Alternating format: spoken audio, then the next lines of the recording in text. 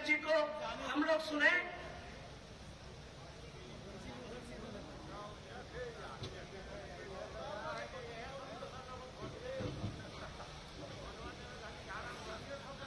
आज के इस विशाल जनसभा में उपस्थित हमारे भारतीय जनता पार्टी के जुझारू और बहुत ही कर्मशील संवेदनशील प्रदेश अध्यक्ष डॉक्टर संजय जायसवाल जी, लोकसभा में हमारे साथी और हमारे प्रिय मित्र भाई कौशलेंद्र सिंह जी, जो नालंदा से सांसद हैं, हमारे यहाँ के लोकप्रिय प्रत्याशी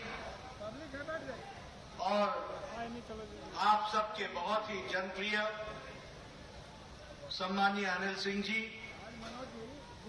हमारे वारसलीगंज की प्रत्याशी बहन श्रीमती अरुणा देवी जी, जिला के अध्यक्ष संजय कुमार जी, मंडल के हिस्सा मंडल के अध्यक्ष श्री अशोक कुमार चौधरी जी, भाजपा के नेता और हमारे वरिष्ठ सहयोगी अनिल मेहता जी, और यहां मंच पर आसीन हमारे सभी वरिष्ठ पदाधिकारीगण, इतनी बड़ी संख्या में एकत्र आए हिस्सा के विधानसभा के और वारसलीगंज के भी और आसपास के इलाके के जुझारू बहुत ही संवेदनशील सज्जनवृंद, मेरे नौजवान साथियों और मीडिया के साथी, प्रिंट मीडिया, इलेक्ट्रॉनिक मीडिया के साथी, मुझे हिस्सा की जनता के साथ इस जनसभा में मिलने का सौभाग्य मिला है और संवाद इधर से हो रहा है, लेकिन संवाद का जवाब तालियों की गड़गड़ाहट से जो उधर से मिल रहा है वह मुझे संतुष्ट कर रहा है कि आपने चुनाव के नतीजे तय कर डाले हैं। यह मैं जरूर कहना चाहूंगा। जब जब अनिल जी का नाम आता है तालियों की गड़गड़ाहट हो जाती है, जब जब अरुणा जी का नाम आता है तालियों की गड़गड़ाहट होती है।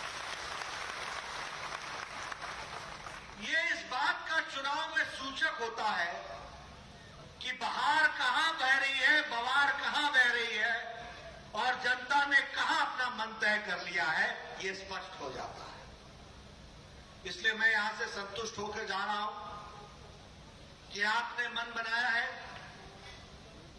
कि अनिल जी को, अरुणा जी को, सबको चुनाव जिताकर नीतीश कुमार जी को मजबूती प्रदान करनी है और बिहार में चल रहे विकास के कार्यों को एक नई गति देनी है, एक नई ताकत देनी है, एक नई उमंग को पूरा करना है। ये आपने तय कर लिया। मित्रों, मैं कौशलेंद्र जी को सुन रहा था, अनिल जी को सुना, अरुणा जी को सुना,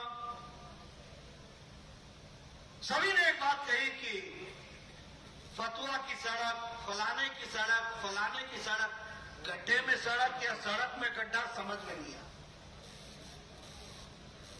सभी ने पढ़ाई दवाई की बात की, सभी ने विकास के बारे में बातचीत की। मित्रों, ये चुनाव में फिजा जो बदली है ना और विकास की चर्चा जो शुरू हुई है और विधायकों के द्वारा, नेताओं के द्वारा अपने रिपोर्ट कार्ड को रखने की बात शुरू हुई है, यह जब से भारत की राजनीति में नरेंद्र मोदी आए हैं तब से भारत की संस्कृति बदल गई। अब वोट न जात पर न बात पर वोट दिया जाएगा तो विकास पर यह तय हो गया। और मुझे तो खुशी है कि आरजेडी भी जंगल राज पूरे 15 साल तांडव करने के बाद बाप तो बाप, बेटा आजकल नई विकास की भाषा बोलने लग गया। यह विकास की भाषा भी अगर किसी ने सिखाई है तो नरेंद्र मोदी जी ने सिखाई है, यह भी समझना चाहिए। इसलिए मित्रों, और सच में मैं बिहार की गाथा जानता हूं, बिहार की परिस्थिति जानता हूं। मेरे को कहने की आवश्यकता नहीं है, मेरे पिताजी रांची विश्वविद्यालय के कुलपति थे। पटना से सुबह 6 बजे हम चलते थे तो पावापुरी क्रॉस करते करते नाश्ते का टाइम हो जाता, और पावापुरी से जब हम हजारीबाग चलते थे तो शाम हो जाती थी, और रांची पहुंचते पहुंचते रात हो जाती थी। जो बहन जी कह रही थी ना कि फतुहा जाने में 5 घंटा लगता था, आजकल आधा घंटा लगता है। ये सच्चाई है, ये सच्ची बात है। लेकिन इन्होंने एक बात नहीं जोड़ी कि अगर गया से पटना शाम को 6 बजे के बाद जाने का मौका मिलता था तो बजरंगबली को याद करते थे कि किलो प्रसाद चढ़ाएंगे, लड्डू चढ़ाएंगे, सीधा सीधा बता देना, हमको बता देना। ये इन्होंने नहीं बताई, ये आप बीती है इसलिए कह रहा हूं। मैं जब गया से पटना जाता था तो शाम के 6 बजे के बाद सही सलामत पहुंच जाऊं तो कहता था बजरंगबली आधा किलो 1 किलो लड्डू जरूर चढ़ाऊंगा, जान सलामत रहेगी। ये जंगल राज भी हमने देखा है, इसी बिहार की धरती पर देखा है। मित्रों, जब कौशलेंद्र जी ने रिपोर्ट कार्ड रख दिया, जब अनिल जी ने रिपोर्ट कार्ड रख दिया, जब अरुणा जी ने रिपोर्ट कार्ड रख दिया, जब संजय जी ने रिपोर्ट कार्ड रख दिया, तो मैं कैसे पीछे रह सकता हूं? मुझे भी रिपोर्ट कार्ड रखना ही पड़ेगा। मैं बताना चाहता हूं आपको, भारत की तस्वीर और बिहार की तस्वीर किस तरीके से बदली है। बिहार में 1947 से लेकर के 2080 तक सिर्फ एक मेडिकल कॉलेज होता था जिसका नाम था 77, एक medical, Prince of Wales Patna medical college. उसके बाद 3 मेडिकल कॉलेज बने, पाटलिपुत्रा, दरभंगा और धनबाद, 3, और धनबाद चला गया झारखंड में, 3, वो भी प्राइवेट में। उसको भी बाद में सरकार ने लिया। लेकिन 2014 में नरेंद्र मोदी आए, प्रधानमंत्री बने, मुझे भारत का स्वास्थ्य मंत्री बनने का मौका मिला और बिहार को 14 मेडिकल कॉलेज हमने दिए, 14 मेडिकल कॉलेज दिए। ये आपका वो पावापुरी का मेडिकल कॉलेज है, पावापुरी का। पटना में 250 करोड़ रुपए का सुपर स्पेशलिटी ब्लॉक बनाया गया, 250 करोड़ रुपए। मैंने मंगल पांडे जी को कहा, मंगल जी मैंने सब जगह दे दिए 250 करोड़ रुपए, नए सुपर स्पेशलिटी ब्लॉक बन रहा हूं। 1960 में मेरा जन्म भी पटना मेडिकल कॉलेज में हुआ था, मैं वहां सुपर स्पेशलिटी ब्लॉक देना चाहता हूं। और मैंने 250 करोड़ का मेडिकल कॉलेज का वो दिया।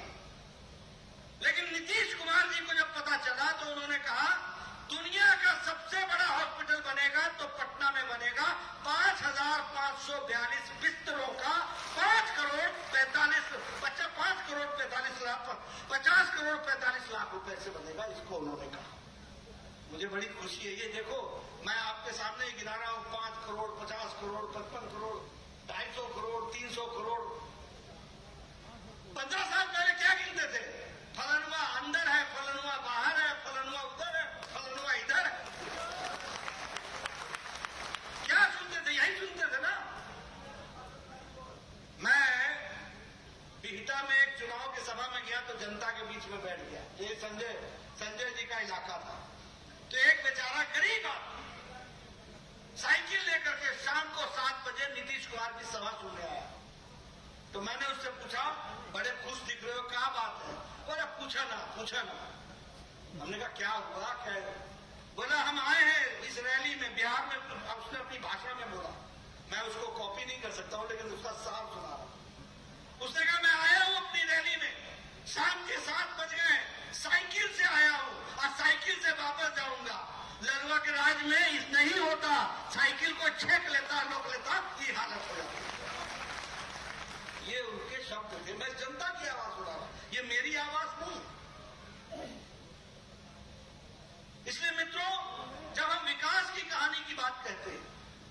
मैंने मेडिकल कॉलेज की चर्चा की।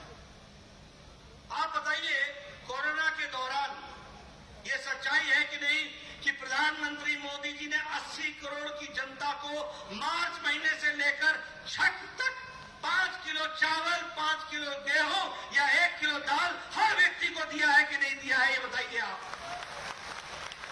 आप बताइए, नीतीश कुमार ने 5 किलो गेहूं चावल की व्यवस्था की है कि नहीं की है? जोर से बताइए, जोर से बताइए। ये आवाज सिर्फ यही हिस्सों में नहीं सुनी जा रही है, ये सारे लाइव चैनल सारे देश में दिखा रहे हैं। उनको देखना चाहिए कि बिहार की जनता क्या बोल रही है, क्या बोल रही है मोदी जी के लिए, उनको जानना चाहिए। आप बताइए, क्या ये सच्चाई नहीं है कि मोदी जी जब 2014 में बोलते थे जनधन में खाते खोलो और बिना पैसे के खोलो, बिना अकाउंट के खोलो, बिना पैसा दिए खोलो, लेकिन खाता खोलो, बोलते थे कि नहीं? तो उस समय कांग्रेस पार्टी और आरजेडी वाले क्या बोलते थे? ये जुमला है, जुमला, इससे कुछ हो ही ना, हो ही ना, बोलते थे कि नहीं बोलते थे?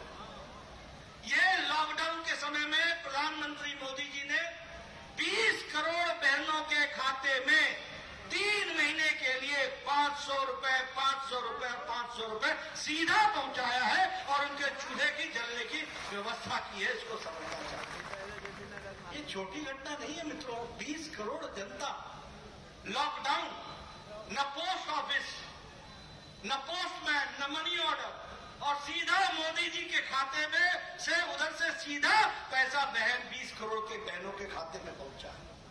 आप बताइए, प्रधानमंत्री किसान सम्मान निधि के तहत अप्रैल महीने का 2000 रुपए का किस्त पहुंचा कि नहीं? 8 करोड़ 56 लाख पहुंचा कि नहीं पहुंचा? 8 करोड़ 56 लाख किसानों के खाते में पहुंचा। अब दूसरी किस्त जारी है 17,000 करोड़ रुपए की, और छठ के बाद तीसरी किस्त भी जाएगी। मित्रों, यह है मोदी जी का राज, यह है नीतीश कुमार का राज, यह है गरीबों की आवाज को सुनने की सरकार, जिसको हमको समझना चाहिए, जिसको हमको जानना चाहिए। क्या यह सच्चाई नहीं है कि लॉकडाउन की अवस्था में 8 करोड़ बहनों को 3 महीने के लिए 3-3 सिलेंडर दिए गए? उनका चूल्हा जलने का इंतजाम किया गया कि नहीं किया गया? जलने का इंतजाम किया गया कि नहीं किया गया?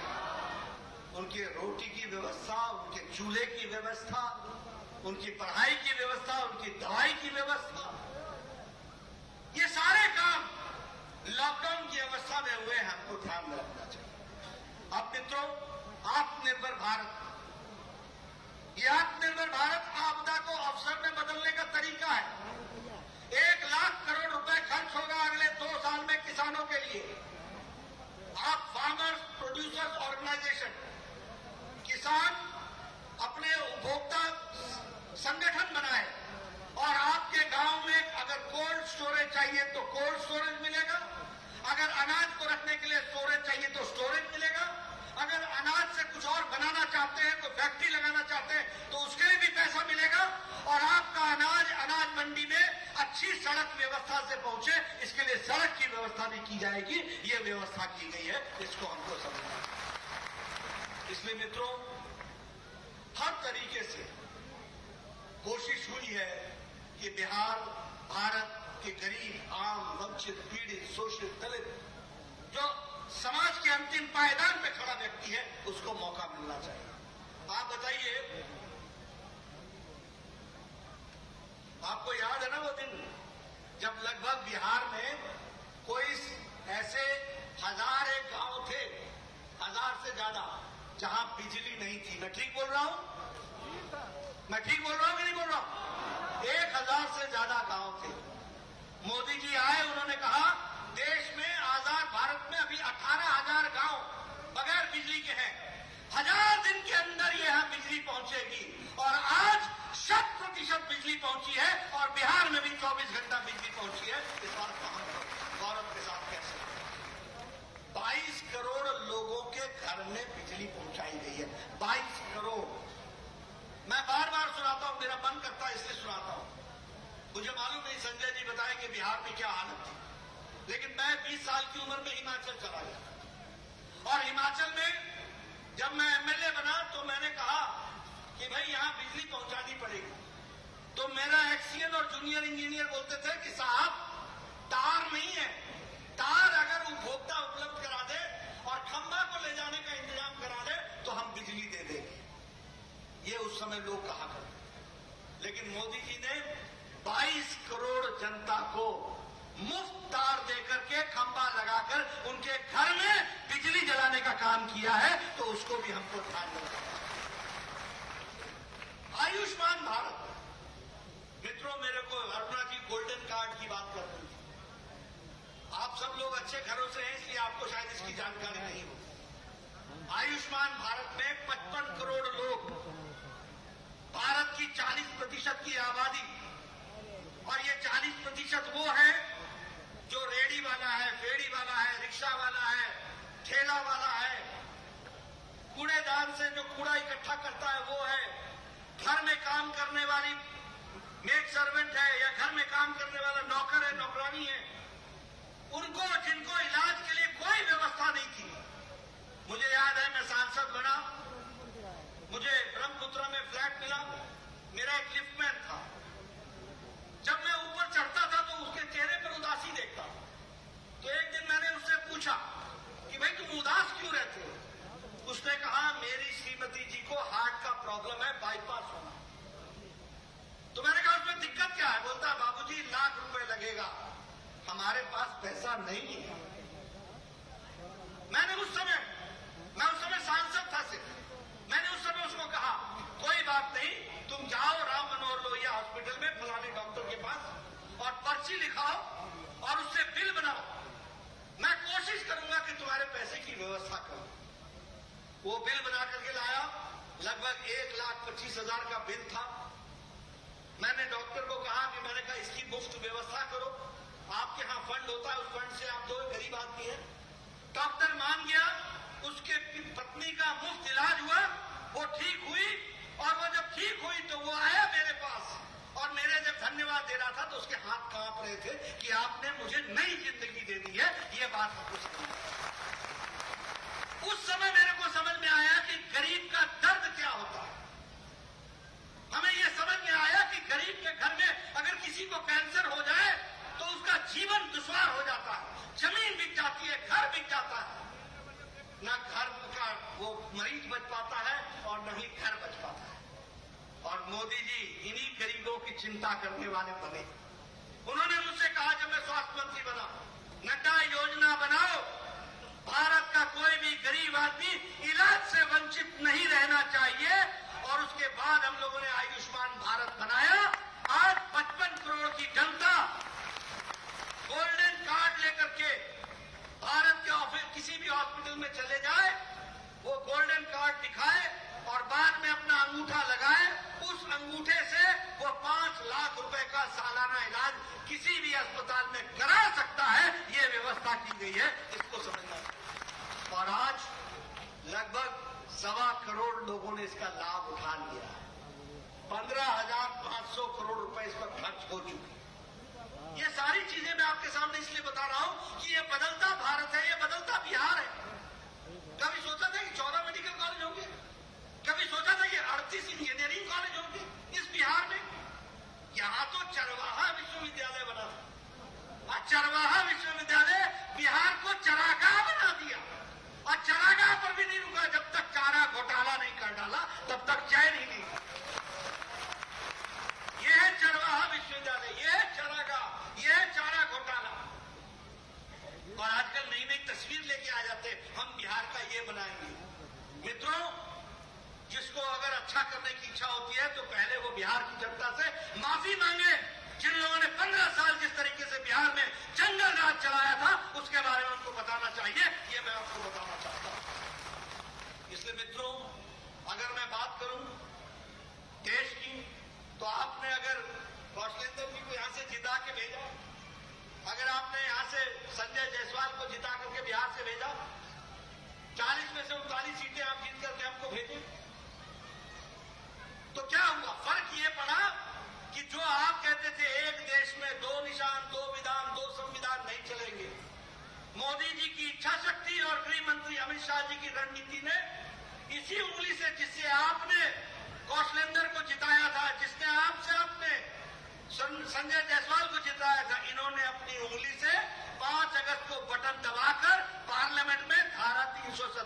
धाराशाही कर दिया, यह भी आपको याद रखना। राम जन्मभूमि हमारे बुजुर्ग सदियों से चाहते थे कि वहां भव्य राम मंदिर बने, और कांग्रेस पार्टी पूछना जब वो आएंगे, अटकाना, लटकाना, भटकाना, यही काम। कपिल सिब्बल बोलते थे अगर राम जन्मभूमि का फैसला हो जाएगा तो बीजेपी को फायदा हो जाएगा, मत करो मत करो। सुप्रीम कोर्ट में बोला है, सुप्रीम कोर्ट। आपने मोदी जी को चुनाव जिताया, सुप्रीम कोर्ट ने डे टू डे हियरिंग की और एक मत से फैसला दिया राम जन्मभूमि वहां बनेगा। मोदी जी ने शिलान्यास किया है और वहां भव्य राम मंदिर बनेगा। इस बात को हमको समझना। ये ट्रिपल तलाक का मामला, 3 तलाक, ये कोई जिसको हम कहते हैं वोट बैंक की राजनीति नहीं थी। ये देश की मुस्लिम महिलाओं को मुख्य धारा में शामिल करने का योजना था। आपको जानकर आश्चर्य होगा, पाकिस्तान इस्लामिक देश है, वहां ट्रिपल तलाक नहीं है, 3 तलाक नहीं है। वहां बांग्लादेश इस्लामिक देश है, वहां 3 तलाक नहीं है। सीरिया इस्लामिक देश है, वहां ट्रिपल तलाक नहीं है। ईरान इस्लामिक देश है, वहां ट्रिपल तलाक नहीं है। मलेशिया मुस्लिम बहुतायत देश है, वहां ट्रिपल तलाक नहीं है। इंडोनेशिया मुस्लिम बहुतायत देश है, वहां ट्रिपल तलाक नहीं है। लेकिन भारत में सेकुलर राज में ट्रिपल तलाक चला हुआ था और लाखों मुस्लिम महिलाओं का प्रताड़ना हो रही थी। मोदी जी ने महिला सशक्तिकरण किया और लाखों मुस्लिम महिलाओं को मुख्य धारा में शामिल किया। 21वीं शताब्दी में ले गए। इस बात को भी आपको ध्यान रखना चाहिए। इसलिए मित्रों, अभी चाइना की बात कर रहे थे, ये चाइना के साथ हमारा स्टैंड ऑफ चल रहा है। अगर तुम्हारी फौज भी है तो भारत की फौज भी है, और संप्रभुता के लिए लड़ने के लिए भारत का फौजी विद्यमान है। आपको मालूम है, पिछले 6 साल में मोदी जी ने अरुणाचल प्रदेश से लेकर लद्दाख तक 4700 किलोमीटर की 4 लेन सड़क बॉर्डर पर बना दी है, पूरी की पूरी। कोई भी आ जाए, हमारी फौज वहां पर लड़ने के लिए तैयार है। इतना ही नहीं, लगभग 14,000 मीटर की ब्रिजेस, छोटे और बड़े ब्रिजेस और टनल, अभी 2 सप्ताह पहले अटल टनल 9 किलोमीटर 9.2 किलोमीटर का मनाली से लेके रास्ते में टनल बनाया गया है, जिससे कि 5 घंटे ले की दूरी कम हो जाएगी और 46 किलोमीटर बच जाएगा। इस बात को भी हमको ध्यान रखना है। हर तरीके से काम चल रहा है ताकि विकास हो सके। क्या नीतीश जी ने कोई कसर नहीं छोड़ी? 1 करोड़ 41 लाख राशन होल्डर हैं। 1 करोड़ 41 लाख राशन होल्डर के खाते में 1,000 रुपए डाल करके 141 करोड़ रुपए 1,141 करोड़ रुपए पहुंचाने का काम किया। तो गरीब के खाते में पहुंचाने का काम किया है नीतीश जी ने। इसको आपको समझना चाहिए। इसलिए मित्रों, विकास की एक नई कहानी हमको मिली। हमको ये लालटेन राज से निकल करके एलईडी राज की तरफ चल रहा है। ये जंगल राज से निकल करके कानून राज की तरफ चल रहा है। ये बाहुबल से निकल करके विकास बल पर जाना, और जो 15 साल पहले विक्षिप्त बिहार था उसको विकसित बिहार बनाना है। इसके लिए हमको काम करना है। इस पर हमको मुझे पूरा विश्वास है कि आप सब लोग इन सारी बातों को करेंगे और इन सबको आगे बढ़ाएंगे। अभी चर्चा हो रही थी बाहुबलियों की। पहले तो चुनाव ही वही लड़ते थे, इधर से के बा उधर से के बा, यही होता। और आप भूल गए होंगे, मैं नहीं भूलता। आपको याद है ना, गोपालगंज का डीएम होता था कृष्णैया, दलित डीएम था, दलित जाति से संबंध रखता था। उसको गाड़ी से खींच के पटना आ रहा था, गाड़ी से खींचकर उसकी जान लेनी थी। और जो दोषी थे वो दंडनाते रहे। जब नीतीश कुमार की सरकार आई तब वो उनके खिलाफ कानून का हुआ। इसको हमको ध्यान में रखना चाहिए। आज का डीजीपी बिहार का, उस पर शहाबुद्दीन ने गोली चलाई थी और वो दंडनाता रहा शहाबुद्दीन जब तक लालू का राज रहा। जब नीतीश कुमार आए तब वो जेल के पीछे हुआ। ये बात भी आपको याद रखनी चाहिए। इसलिए मित्रों, आप चर्चाएं उनसे कर रहे हैं जिनको बिहार का इतिहास मालूम नहीं है। मैंने तो आंखें उनसे देखा है ये इतिहास। मैंने देखा है डाक बंगला चौराहा में, जहां हम अपने कॉलेज के दिनों में शाम को चाय पीने चले जाते थे, वो डाक बंगला चौराहा में शाम को 7 बजे के बाद 90 के दशक में कोई खड़ा नहीं हो सकता था। यह परिस्थिति खड़ी थी। आपको पता होगा, डॉक्टर ये तय नहीं कर पाता था कि सवेरे नाश्ता करके जा रहे हैं तो लौट के भोजन करेंगे कि नहीं करेंगे। आपको पता नहीं होगा कि इंजीनियर को यह मालूम था कि अगर मैंने ठेकेदार के साथ साठगांठ नहीं की तो रोलर के नीचे रात को पाया जाऊंगा। ये आपको पता नहीं, मैं आपको बताता हूं। ये कहानियां हैं। क्या ये सच्चाई नहीं है कि जब गोल्डन क्वाड्रिलेटरल बन रहा था तो उसमें 3 इंजीनियरों की मौत हुई थी? सच्चाई बोल रहा हूं कि नहीं बोल रहा हूं? और ये बेचारे बाहर के इंजीनियर थे, आए हुए थे। इन्होंने ठेकेदार के साथ कॉम्प्रोमाइज नहीं किया।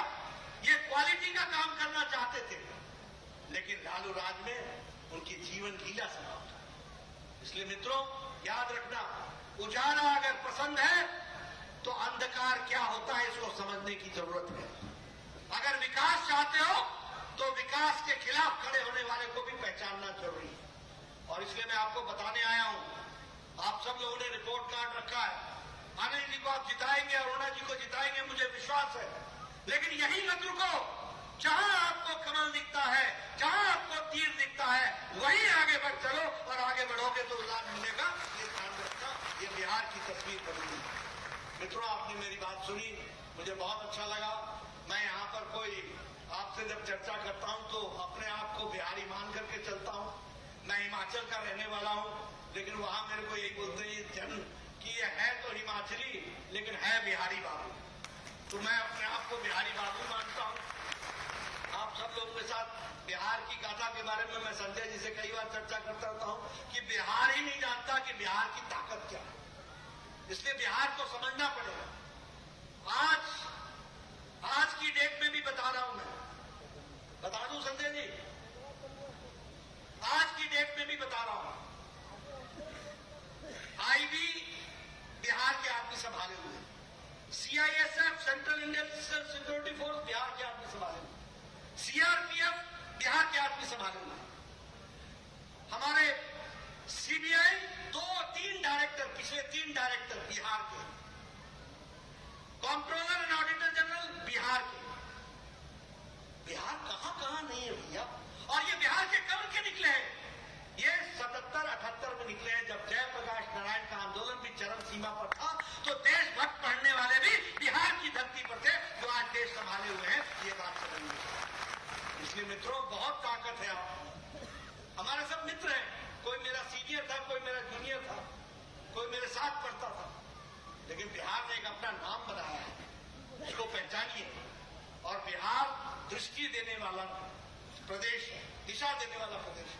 जयप्रकाश नारायण ये पहले आजाद भारत के नेता हुए जिन्होंने तय कर दिया कि कांग्रेस की वैकल्पिक व्यवस्था भी भारत की धरती पर विराजमान हो सकती है। ये जयप्रकाश नारायण ने उसको साबित किया। गांधी जी भी चंपारण में 1917 में पहली बार सत्याग्रह का प्रयोग अगर उन्होंने किया था तो चंपारण की धरती पर किया था। याद रखना चाहिए। इसलिए बिहार का एक अपना महत्व है और उसको संभाल करके रखना हमारी जिम्मेवारी है। इस विरासत को आगे बढ़ाना हमारी जिम्मेवारी है। और मुझे पूरा विश्वास है कि आप सब लोगों ने, आपकी तालियों की आवाज ने, गूंज ने मुझे ये बात आश्वस्त कर दिया है कि आप सही दिशा में बढ़ रहे हैं। आप बढ़ें और बिहार को आगे ले जाएं। इन्हीं शब्दों के साथ बहुत बहुत धन्यवाद। जय भारत, जय बिहार।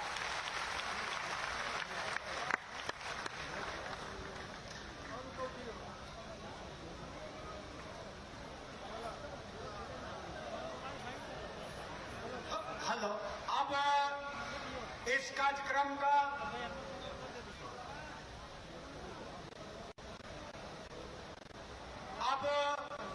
जिला अध्यक्ष जी, माननीय राष्ट्रीय अध्यक्ष जी जेपी नड्डा जी का स्वागत